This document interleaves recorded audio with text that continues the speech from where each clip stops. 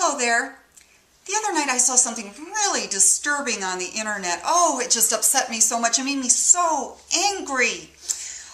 But before I tell you what it is, I think we need a little bit of background.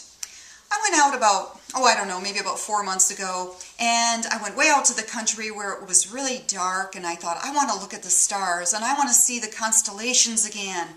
And I have to tell you that I knew all of that because when I was little, my mom would take us kids out, and she had this flashlight, this great flashlight. It had 6 batteries, and we were so proud of it. That was like high technology when I was little. And we'd say, Mom, don't forget your flashlight. Mom, make sure you have the high-powered flashlight. We were so excited, and we'd go out, and she'd shine the beam up, and it would look like it went all the way up to the stars. And she would trace, and you could just see that beam tracing the patterns of the stars as she would tell us the stories about the constellations, those Greek myths. And so we learned quite a bit. But when I went out in the country, I couldn't remember hardly any of it. And I couldn't find hardly any of the constellations. It was really, it was embarrassing, except that I was all by myself. It was just embarrassing to me. So I came back and I decided to look things up. So I went to the internet and I Googled something like Cassiopeia, because I wanted to know about that constellation. And I had this all together. I had Cassiopeia, myths, constellations, something like that. And the first thing that came up was a true astronomy site. And I learned about Cassiopeia. And let me tell you briefly about Cassiopeia. That's the W in the sky. Sometimes it's an M, but most of the time it's a W. And this is actually a queen up in the sky, Queen Cassiopeia, but she is upside down in her chair, and I'm assuming it's her throne. And the story goes that Queen Cassiopeia was quite vain. She thought she was beautiful, and she thought her daughter Andromeda was very beautiful.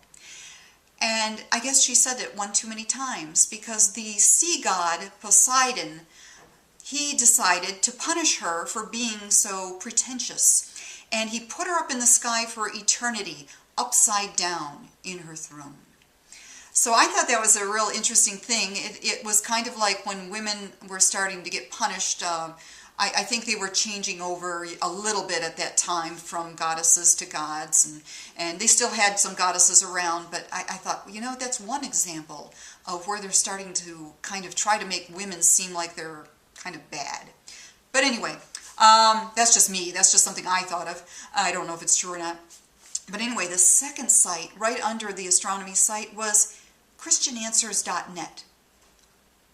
I Googled constellations and, you know, and maybe I Googled astronomy, who knows. But christiananswers.net, so I thought, well, let's see what they have to say about the constellations. And I got in it. Nothing. There was not one well, there was the zodiac. They had the zodiac. They didn't have any other constellations. They had Adam. Maybe Adam named the stars because he named all the animals. And maybe Seth helped him. That's what they had for the stars. So I went to Answers in Genesis to see what they had. They had the zodiac. They didn't have constellations.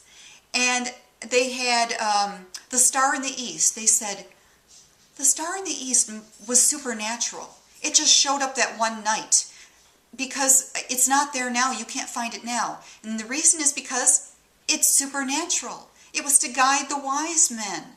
Well, you know, the weird thing, I just have to say this, the wise men came from the east to Jerusalem. So they were traveling west.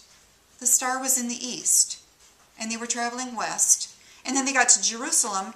And Bethlehem is south of Jerusalem, so they had to travel south. And the star was in the east. I don't know. I don't get it. I must not be interpreting it correctly. But anyway, they had the star in the east is supernatural and the zodiac. And the thing that really bothered me and made me angry, and we're finally to it, the thing that made me angry, it said twice in that little thing I was reading, that little article I was reading, let's take back astronomy.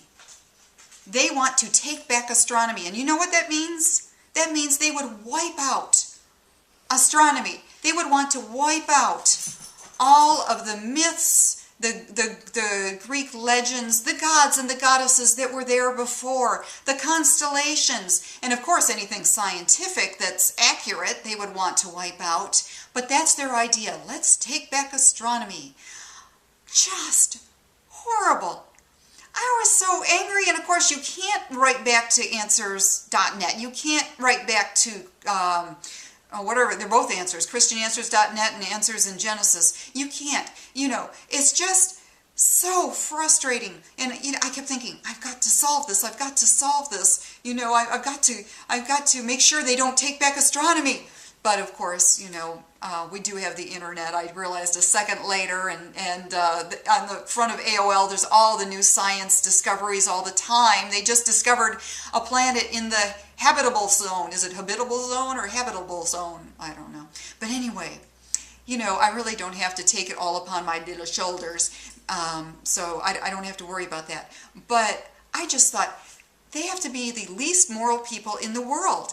And I'm really not talking about a lot of the fundamentalist Christians that are just so gullible, that are told only to go to christiananswers.net for the answers, and are so swept up in all their Christianity that they just can't seem to get out of it. And what I'm really talking about as far as the bad morals are these people who are making up these articles and well, I'm sure you're in agreement with me that they just are so dishonest. And how can they think that they would, never mind. Anyway, have a nice evening. Go out and look at the stars. Find a constellation. If it's a nice night, it's going to snow here, I think, just a smattering.